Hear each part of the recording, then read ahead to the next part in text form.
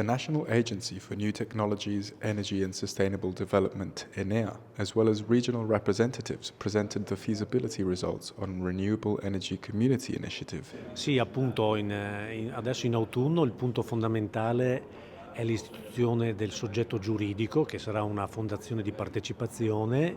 e che permetterà poi di partire operativamente con le cosiddette configurazioni,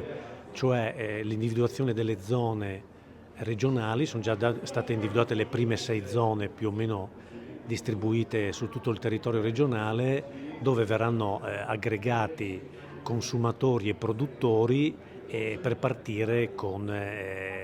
lo spirito della comunità energetica, che è produrre e consumare nella stessa area territoriale. So the results of our study demonstrated that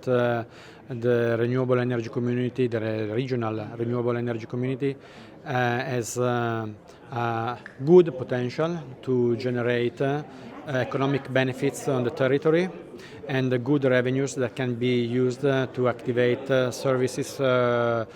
with social purposes and to redistribute economics to the members of the community. And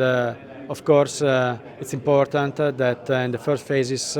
of the